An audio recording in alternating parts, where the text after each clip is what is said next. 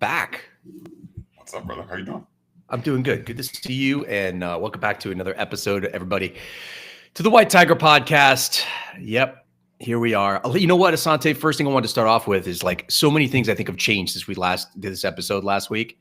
Like, first and foremost, we have a new president, right, in office. Yeah. Right. Egg prices are soaring through the roof. I thought they were coming down. Are they coming down? I don't know. Are they still putting limits on eggs? I don't know. It's crazy. I'm not an egg person. So I will never notice the price of eggs because I don't buy them.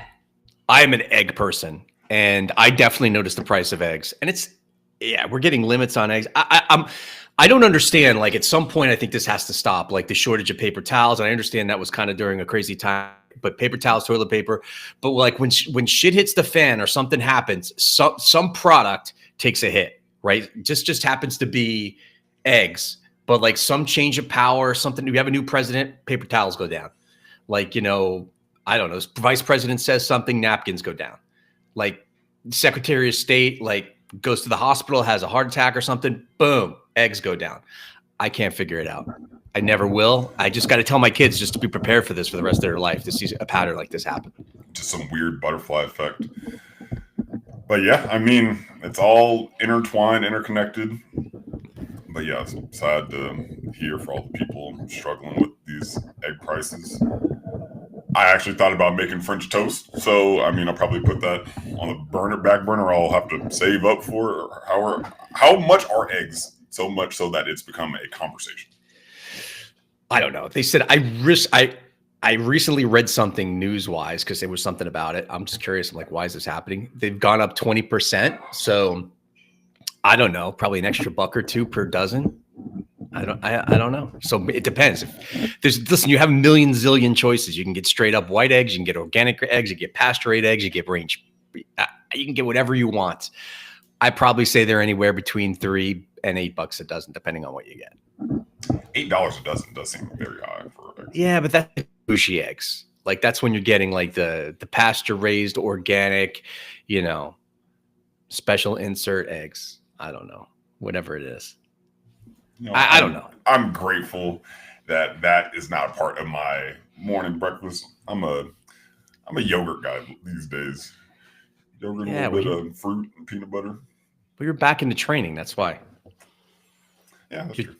See, got to get. Hey, appreciate it. So yeah, Donald Trump's back to office. I know we don't typically talk about politics, but that's obviously it's a sensitive topic for some, and for others, it's a cool topic to talk about. But I know we don't normally get into it, but just good to acknowledge it. We don't. I think White Tiger Podcast has always been politics free. We're politically agnostic at this point. Yes, we are politically agnostic. You're right. But yeah, so just cool stuff. Yeah, what's been new and exciting? Do you think that deserves some attention? I think that there has been a lot shaken up in the football world recently. There are some new head coaches. Pete Carroll, USC legend, Seahawks legendary coach. He's now the Raiders head coach, and your team, the Dallas Cowboys, have picked the top candidate who was on the market waiting to get scooped up, and you guys got your guys' first choice, right? Yeah. You know what? It's just like one of those things where I'm not sure if I'll ever see the Cowboys win a Super Bowl while I still am on this earth. It's the same thing over and over again. It's a really good lesson to my kids. I'm like, listen, some things change, but at the same time, things remain the same. Right. And, there may be a new head coach, but everything still remains the same with the Dallas Cowboys.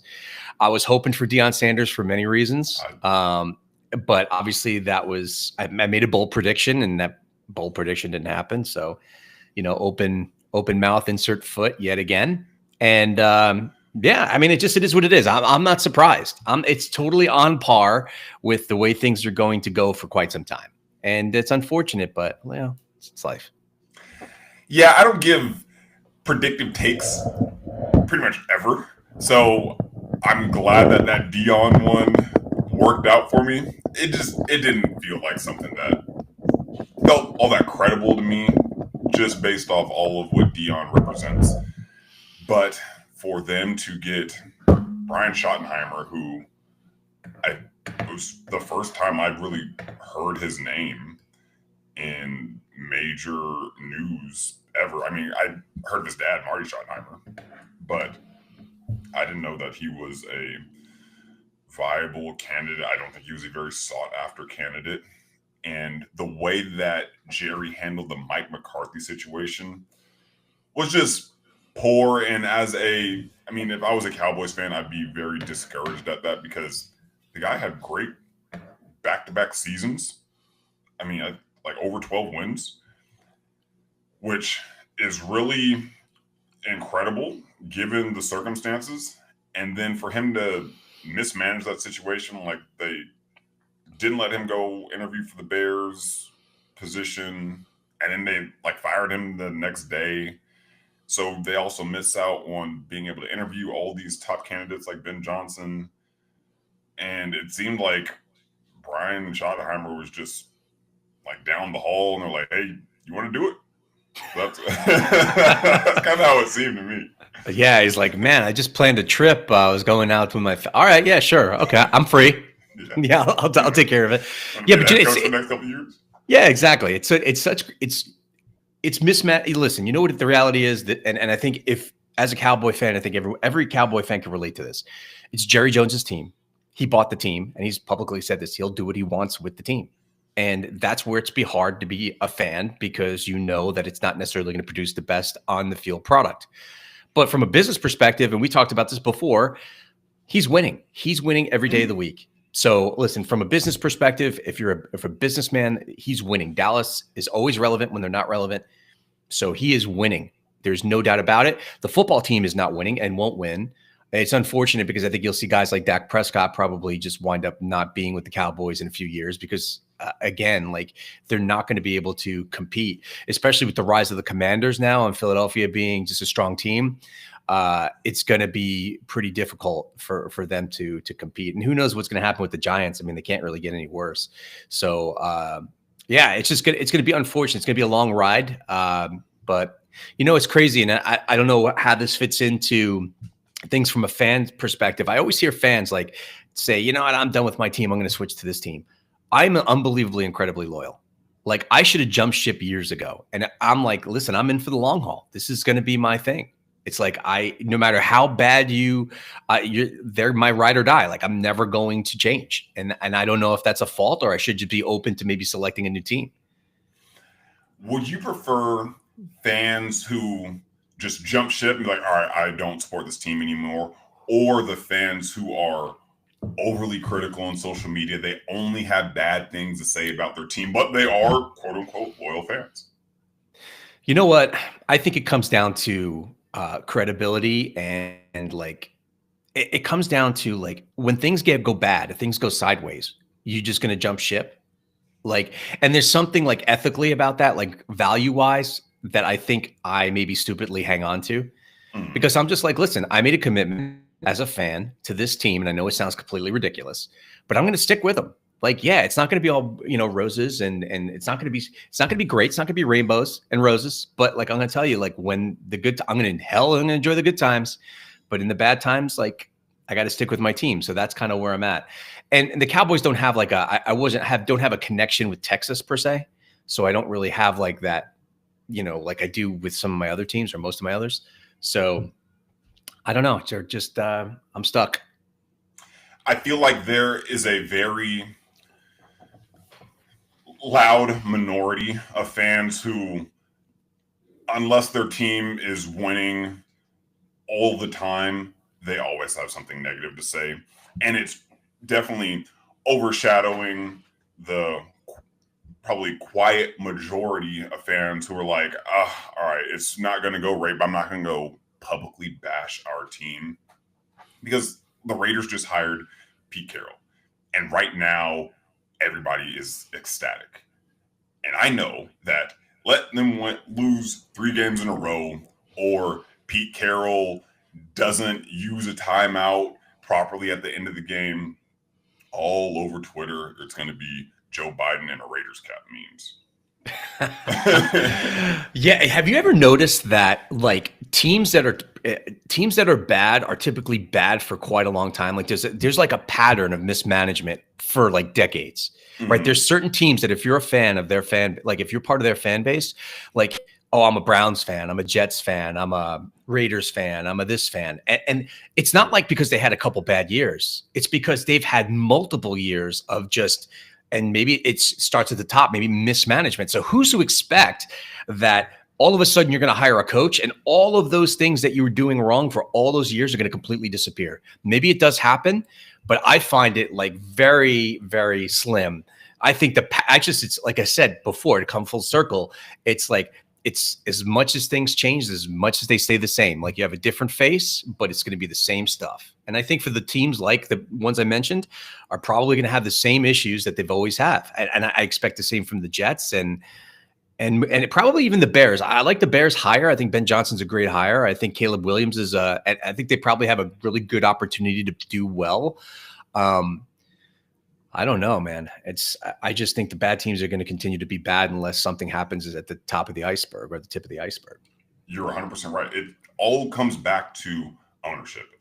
Culture is set from the top down, even if this is a figure that's not in the office day to day. The culture is set from the top. So Jerry, being who he is, as long as he doesn't change, the Cowboys' fate isn't going to change. But I think the perfect example of this is the Washington Commanders, because the first year Dan Snyder is officially out, and we hear all the documented stories of how toxic that culture was, how he was doing all types of alleged shady stuff. The year that they sell it to a new group, they get good ownership in there. They get Magic Johnson in there, who has been a part of championship organizations across multiple sports. The first year they're in there, they are a brand new franchise. They're incredible. They have an opportunity to make it to the Super Bowl. So back to your point, it all starts from the top down. So if leadership never changes, then the direction of that organization, that company, you could look all across the world. It's not going to change. Yeah, true. And also, too, I will say that perspective oftentimes is reality. I have seen that. I don't know if you got a chance to watch off-season Giants Hard Knocks when the general manager like had his kids like, hey, who do you think we should pick? And the kid, Jaden Daniels. Yeah, Jaden Daniels, right? And listen, the kid was spot on, but nonetheless, like I hear also rumors about like the Jets owner, his kids being involved, right? So it's just kind of like, again, owners going to do what they want to do. Like it's their team, right? But like it's crazy. Like when that happens, like we're human beings, we're emotional beings, right? Like if the culture sucks and the people that are leading suck, like why are you gonna want to be part of that? Like you want to be around people and you want to be around coaches and leaders that are going to move you in the right direction. You don't want to be in an organization where, you know, your owner comes down is the first one to talk on the mic after the game. And then there's a lot of confusion on whether or not who's leading this team. Is it the coach or is it the owner? And if it is the owner, like, does he really have a grasp on what the hell is going on, or is he just the owner? So I think a lot of people really, a lot of players, I would think, especially for like a team like the Cowboys, where the owner's like heavily involved. Like, why would you want to go there? If it's strictly money, then I get it. But like, or an opportunity, I get it. But like, why the hell would you want to play there? Why would you want to coach there? But why would you want to play there? Like, there's a million other places that you can go that you respect the coach and know that you would play your heart out for him, which in the end is going to produce better results. And that goes anywhere. Like that goes in just in life in general. It's like, you want to put yourself around and join teams that are going to move you in the right direction. They're going to support you and that you respect the leadership and that your values align. Mm-hmm. Because if your values don't align, like you're not going to run through a brick wall for that person or the other people on the team, right?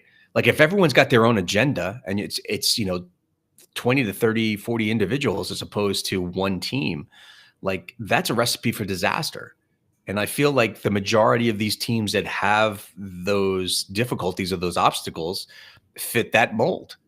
And it's unfortunate, but like you've seen it. Like I think Dan Campbell's done it in Detroit. I feel like Dan Quinn is doing it obviously in Washington. I feel like there's other coaches that are really going in there and emphasizing culture. That's why I thought Dion would be such a great fit for the Cowboys. But obviously he knew he probably doesn't want to go there because he knows what he'd have to deal with. Mhm. So it is what it is. Culture is a big deal. Oh, for sure. And it confuses me how in Jerry Jones' situation, he made his money through oil, I believe, and he's been very successful. He has had a team that at one point was very successful. He fired Jimmy Johnson after winning back-to-back Super Bowls. But how can't you see that there's a chance that you're a part of the problem? There's a chance you're a big part of the problem. So why wouldn't you be able to have that awareness and make some changes so that you can help your franchise, this thing that you love, be successful? Ego, probably. Oh, for sure. So ego, yeah, like I'm not going to have anyone tell me what to do. I've had this, I've had success so far, and despite what I mean, listen, there's no shortage. There's no. He knows it's not like he's blind to the fact that but he don't care. Like if he really cared, he would maybe make the effort to make a change, or someone in his circle, like his son or his family, would be like, hey, we just need to do things differently because this is just not working, right? But first of all, the team inherently just gets an overabundance of attention. So no matter what you do or what you say, it's going to get blasted. And especially for a guy like Jerry Jones, like anything he says or does, like people are just waiting. There's those teams out there and those people out there. I think George Steinbrenner was like that for the Yankees years ago. Like they just wait for him to open his mouth and they're ready to pounce, right, and say something stupid because they just don't like the guy. With Jerry, I could be reading this wrong. It feels like he's more unaware than he doesn't care. It seems like he doesn't even consider the fact that it's him. That's the problem. I disagree. The only reason why I disagree with that, Asante, is because like there's enough people around him that are smart at football that know and would be in his ear or are in his ear about things, right? But you think about it, like there's like sometimes like certain actions leave clues, right? Or certain things leave clues. Like when he said he was all in last year and did nothing, right? Like, so it's not like, it seems to me that he's the only person, right? There's other people that are in his circle that say, hey, Jerry, I think we should really start thinking about these guys in order to stay competitive with what's going on in the league. It's not just about what you're doing in house, but you got to be aware of what's going on in order for you to be competitive with other teams, right? So if these guys if he's not making an adjustment or refusing to, and just like, I'm going to do it my way. And in the end, Asante, and this is the last I'll say about this, is like, it all comes down to dollars and cents. That's hands down what it comes down to. Like he built $1 billion stadium, but he's making a lot. He's whoring that stadium out. He's selling everything he could possibly sell in that stadium. He's the tours, everything you could. He's smart. He's smart. And again, it comes down to like, from a businessman's perspective, he's winning. But and it doesn't matter, even if it's at the expense of not putting a really good product out in the field. I get it. That is the legacy he's going to leave. I feel like there are probably people around him that understand that their input doesn't matter. So sure, he may be surrounded by smart people, but smart people who don't speak up, and so it doesn't matter who's there. But yeah, that is the fate of the Cowboys. And hey, all best of luck to Brian Schottenheimer. Oh yeah, and one thing too, I will say, is that do you know how people are often fearful around people in power and leadership? Like sometimes when whether you're at work or there's like the CEO, you're working for a corporation, the CEO walks through the door or something like that and says, like, you're inherently like, there's like a fear. I don't know if it's a fear of like, I'm going to get fired or I'm going to lose my job, or if I say the wrong thing, I'm going to get blackballed, or whatever the case may be, right? Like, I don't want to be that guy. Right. So I think a lot of people are just fear. And I think that's the case with Jerry Jones. Like, I think that what happens is that I think people just they're not going to say anything to the guy. They're like, hey, all right, Jerry, whatever you want. And that's why a guy like Schottenheimer coming in is the perfect fit. He's already been part of the system. He knows what's going on. He's not going to make waves. He's going to listen to what Jerry has to say. Jerry will ultimately coach the team from a distance, and that'll be it. Yeah, for sure. It is definitely, they found someone who's going to fall in line and be a good soldier. Yeah, agreed. So Another thing too I want to talk about football wise is you got a chance to watch the games last weekend. Yeah, of course. So one of the guys taking a lot of heat from last weekend's games is Baltimore tight end Mark Andrews. And this stuff comes around once in a while when there's like big losses in sports and big time games. And I think it's such horse shit. And it bothers me because there's these fans out there that literally are the true meaning of the words. They're fanatics, and they're making death threats towards Mark Andrews and his fiancée or his wife and stuff like that because he dropped two important passes through the game in the game, and especially the one at the end when they could have tied the game for the 2-point conversion because it was pretty much a catchable walk-in touchdown or fall-in touchdown, whatever. And listen, how many times have we done something that we've messed up, right? We've done something stupid that we're embarrassed of, and we let it linger. Either we let it linger or we just hold on to what other people think about it for way too long, and it impacts us mentally and it impacts us from moving forward.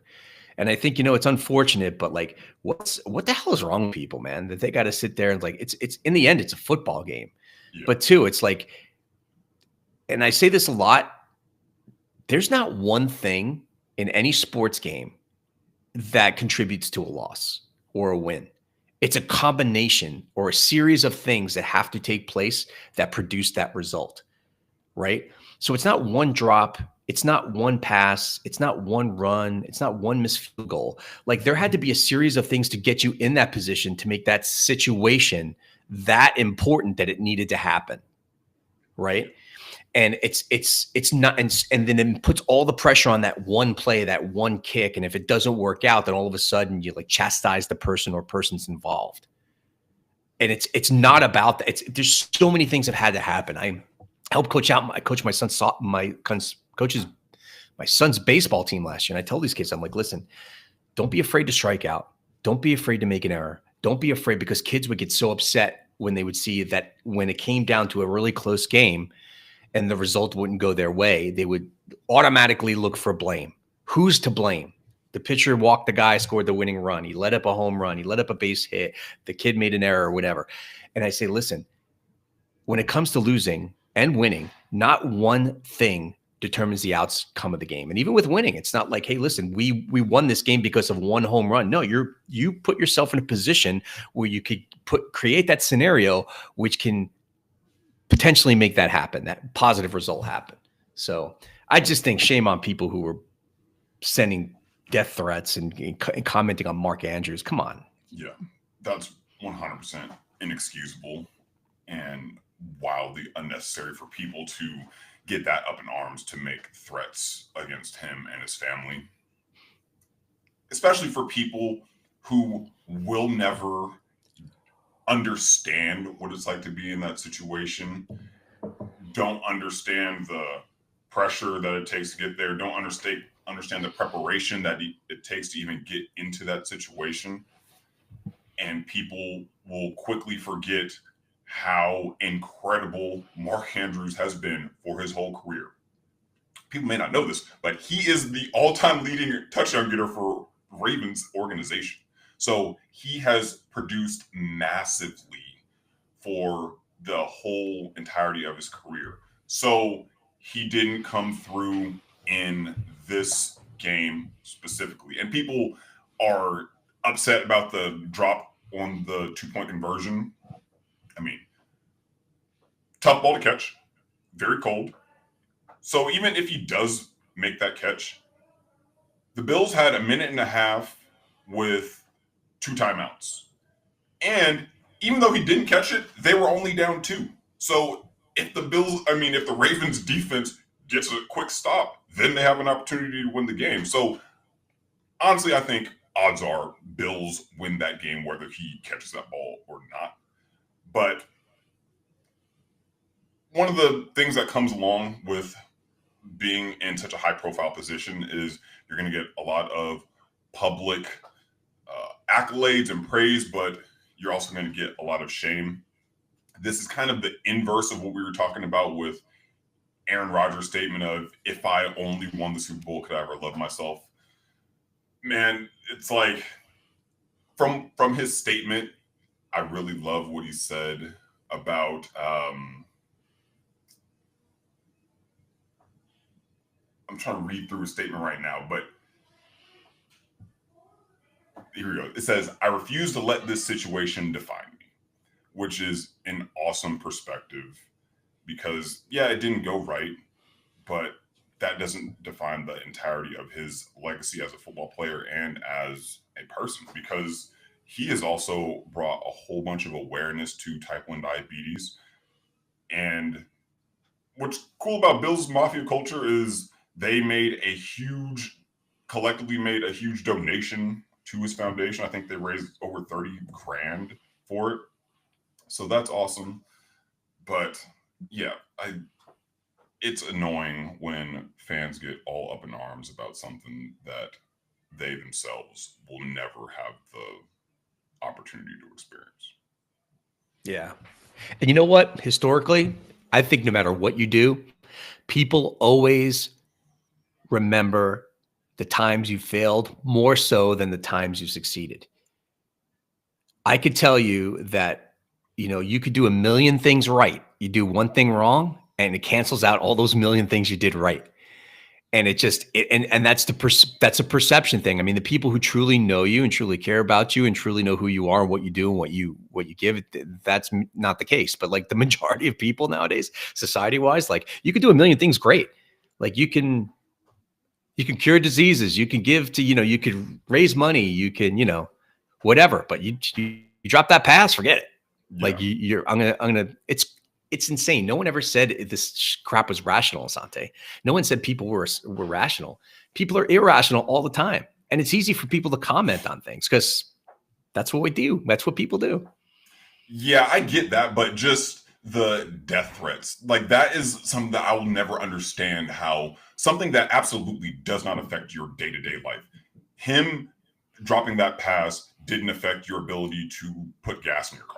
Him dropping that pass didn't affect your ability to eat that more. You know what I mean? It's like that had absolutely nothing to do with your day-to-day livelihood outside of your emotions and your fandom.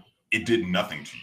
So for you to even make threats like that is so, I can't understand why people feel the need to go to that lengths for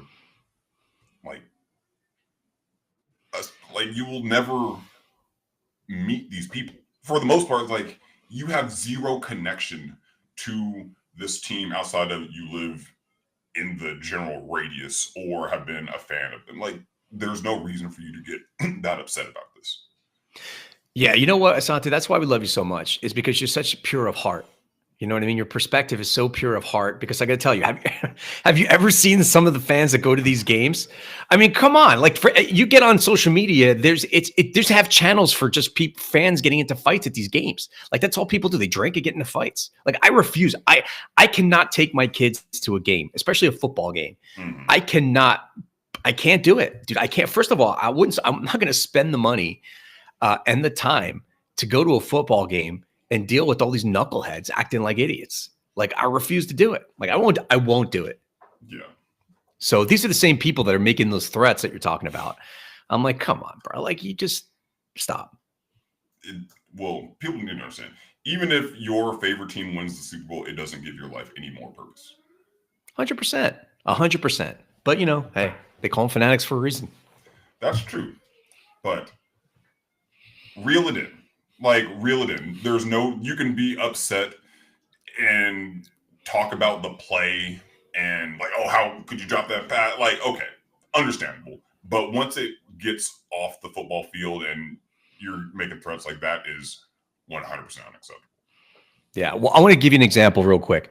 So probably like several months ago, I was at a travel baseball game with my kids, right? My sons were playing. My sons weren't up to bat, but there was a kid up to bat. And the pitcher throws the ball and it comes close to hitting the guy, like the kid. And there was some, it was a close game and there were some runners on base. And someone from some older adult yelled from the stands, "Hey, you got to wear that one." Like, you know what I mean? Like you got to lean into it so you can get hit. So take And I look at this guy and I'm thinking, I'm like, you son of a bitch, dude. Why don't you get your old ass out there and get, and put yourself into a 60-mile-an-hour pitch, right? And see, yeah, you got to wear that one. Like, it's easy for you to say, you fucking dope, like sitting in the stands. Like, I'm like, come on. So again, like I see it and I hear it and I'm just like, yeah, I'm not surprised. Like, people say stupid shit all the time. Yeah, man, that's what the whole fan thing is like. You will never understand what it's like to even be in that situation. You don't know the pressure, the emotion, the weight of the moment. Like, you don't experience that. So without trying to empathize for a moment about that is crazy. And then for all the Ravens fans who talk trash, to see the juxtaposition of the Bills fans donating to his organization, it's like, if you really loved this player, this person who's given you so much joy throughout the years, maybe not today, but why didn't you go support this person's foundation? Yeah, agreed. Support your favorite player for your favorite team's foundation, who is doing great stuff in the community outside of football. Yeah. I don't know. Again, can't expect irrational people to be rational, Asante. Just can't. Just can't. Hey, you know what I do want to say on the football note is this may be the first year, I may have said this last year, but this may be the first year I don't watch the Super Bowl in like a long time. So depending on the results, like the results will have already happened by the time this podcast comes out. But if the Chiefs and Eagles are playing for the Super Bowl, I promise you, I swear on my children, I will not be watching the Super Bowl this year. I will not be watching. It is hands down. I am so tired of the Kansas City Chiefs. And you know what? I'm unapologetically saying this. So if you're a Chiefs fan, I do not apologize to you. I am so over the Chiefs. Like I do not want to see the Chiefs anymore. I don't want to see Travis Kelce anymore. I don't want to see Taylor Swift anymore. I don't want to see Patrick Mahomes flopping like he's playing basketball, like he's LeBron. Like I am done. Leave LeBron out of this. Yeah, no, LeBron is involved. Flops like a champ. In Hollywood, no less. So perfect. But nonetheless, like I can't, and the referees, for someone, you have to be completely blind to not see what's going on. Teeing, like the Chiefs are a good team. Do they need to be teed up anymore for success? Does the league really need to tee them up anymore for success? And I understand, and this is going to be a little conspiracy theorist coming out of me, that, hey, I understand it may be in the league's best interest to see the Kansas City Chiefs in the Super Bowl for many, many reasons. That Taylor Swift money. Of course. I mean, listen, it's 100%. But to see what's going on, it's happened all year, Sante. I've seen coaches that shouldn't even be calling timeouts get the opportunity to call a timeout. Spagnuolo called a timeout that he shouldn't have called, and it was allowed. Like, that's just one of a million examples. The games this weekend, it's like I knew it going in because of the history this year of the Chiefs, and I couldn't believe it. It like it continues. It's like, it's how stupid do they think people are? Like, we're just going to continue to, and I guarantee you, by the time you hear this podcast, there will be something else that happened in those games this weekend that you'll be like, there you go, perfect. And the conspiracy theorists out there are all going to party thinking, yep, this is truth. League wants the Kansas City Chiefs in the Super Bowl because it's going to, and if the Eagles make it, oh my God, I'll watch Yellowstone on repeat for the whole weekend. So why are you against the Eagles making it? Well, first of all, I'm a Cowboys fan. Okay. Yeah, and I don't know. I'm not a fan of you. Oh no, but listen, to be honest with you, I like Jaden Daniels. Like, and I like Dan Quinn, former Cowboys coach. Like, if I had to choose, like, I think, and again, it's a culture thing. I respect the culture there. I respect Dan Quinn as a coach, as being a fan. And yeah, I would oh God, I would rather see the Redskins more than the Eagles. But if it turns out to be Eagles, Kansas City, forget it. I'm going to make a prediction too, Asante, just before you speak. I guarantee you, like, I think it's going to be I don't know. I want to say I think it would be a very low or lower viewership this year. But then again, I just, with Taylor Swift being involved, maybe you'll get some non-football fans that'll boost the views. I'm right there with you. I think this is probably the first time I have really been hoping a team loses. I really don't want the Chiefs to get there. I'm kind of split between, I think the Bills can beat the Chiefs. They've beat them in the regular season a bunch of times, just never in the postseason recently. But if the Bills don't beat the Chiefs, I want the Eagles to beat the Commanders, because I don't think the Commanders can beat the Chiefs, but I think the Eagles with that defensive line can.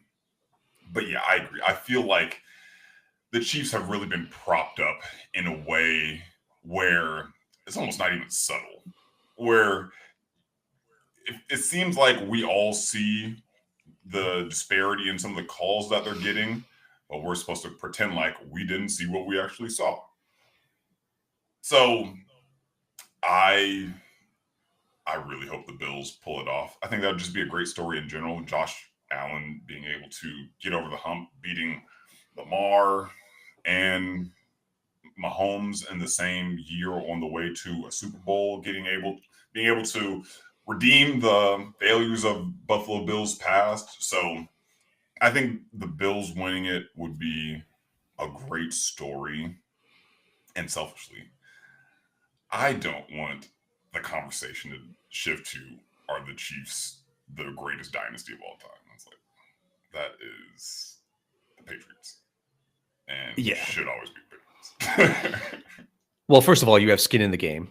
So so you're a little biased, but nonetheless, and I think even if they were to get to the Super Bowl this year and win, I wouldn't agree with that per se. But I got to be honest, like it's a mess. Like, I mean, really, like the Chiefs, come on. Like, I am so pushing for the Bills. I hope the Bills win. I don't care if I offend any Chiefs fans, whatever. Too bad. But like, I'm just saying, like, I cannot bear to watch it, especially if there's more of the shenanigans that go on again. Like, just please stop. Please stop. And then I think the Bills skins Bills, sorry, not skins, but Commanders. I just hope that, I just hope that would be a good happens. Matchup. I would like to see that. Yeah, I think so too. But I don't know. I think that would be the most electrifying matchup. Commanders versus Bills. I feel like that would be a light show, because the Commanders don't have a great defense, and Bills are really banged up in the secondary. So Jaden would probably light it up. Josh would probably light it up, and we would probably see one of the most exciting Super Bowls in a long time. Yeah, I agree with that.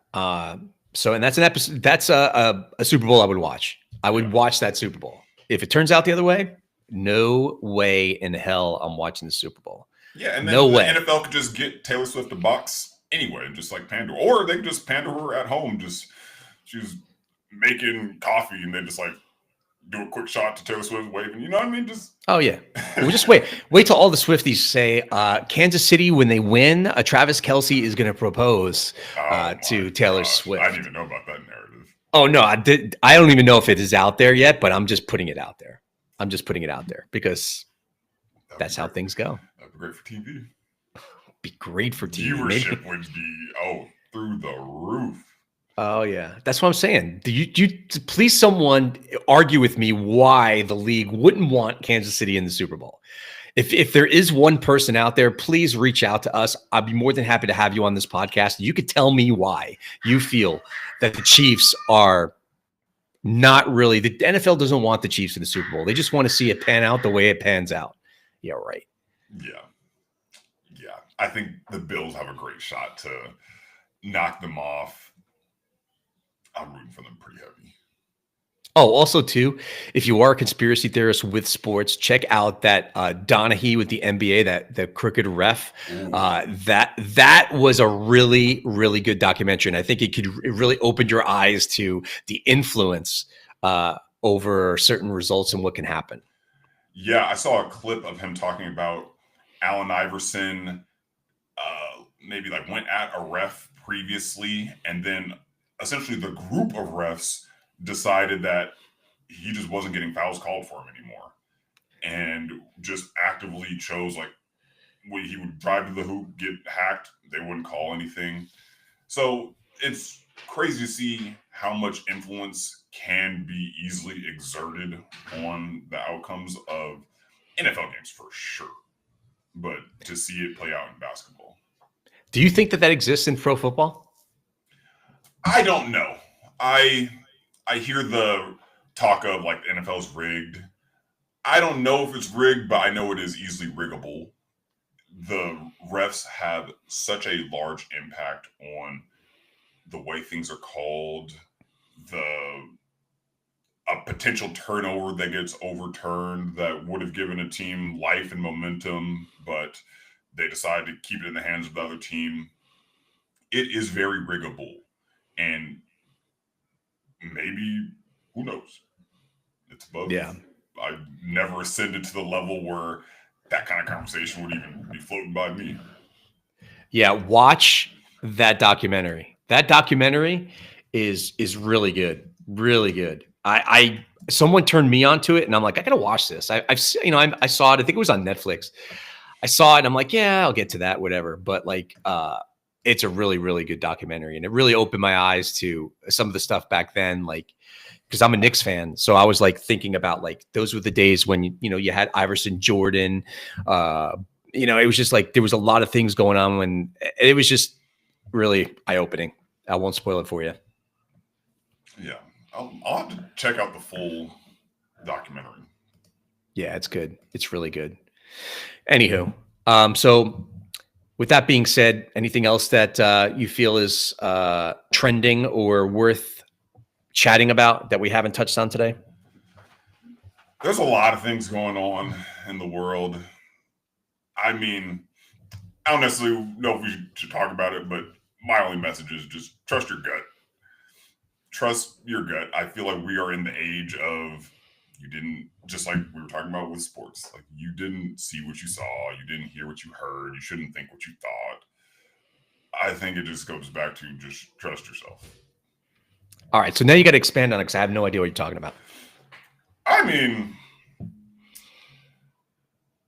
Elon Musk is a bit of a goober, so I guess he had a little fit where he just couldn't control his body, and for anybody to say they saw what they saw is crazy. To think they, you know what I mean? That's like, it feels like the spin of everything is so heavy that there is no rational side one way or another. If you think he did make that gesture, you're crazy. You think he didn't make that gesture, you're crazy. So we're in this era, and that's why I say just trust your gut. Don't try to look for validation.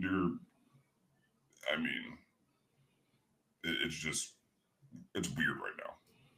It is weird. Why do you think people would why do you think it's so upsetting for people? I understand why it's upsetting for people. So before you jump on that or what I said, all I'm saying is I understand why people would be upset 100%. But like, what is the point though? Like, what is the end game to that? Are they looking to just have more to gather some really good negative, whatever it is about Elon, and just like really set this negative tone for Elon being associated with Donald Trump? Like, what is really the end game to people jumping on that what he did's bandwagon? I don't think there's an end game to it, but it's just like it is what we saw, right? I'm pretty sure when in football terms, that was teach tape. That was right. Like that's what when coach wants to show a young player how it's done correctly by the book. Right. That was teach tape. So right. I mean, it's not there's no agenda behind it, but it's like, it is what it is. Yeah. And to pretend like it isn't I'm confused. Yeah. Well, it is confusing and I get it, but I don't know. I don't know. That's going to be my new bumper sticker. I'm going to put on my car. I don't know. No one knows nothing anymore. No one knows nothing anymore. I don't, what it is? It's when you deal with politics and religion, people go to war for those things, Asante. Yeah. People go to war. It gets worse when politics becomes religion. Yes. And I understand. And listen, I know the fact that we're in a country where you have an opinion and you could speak your mind is huge. Right. And listen, that's what makes us very unique, is the fact that we can have these great opinions of ours and are allowed to talk about it. Right.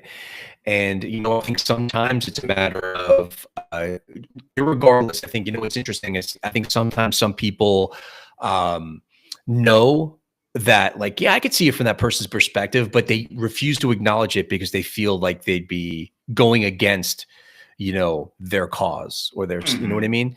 And I think that's the tough part. Like, I think more people were open thinkers and really kind of maybe thought more so about, yeah, I can understand it from that perspective. Do I agree with it? Probably not, but I definitely can understand it. So I'm like, yeah, I think if we more were open to what other people had to say without immediately looking to condemn what they have to say, I'm getting angry about it.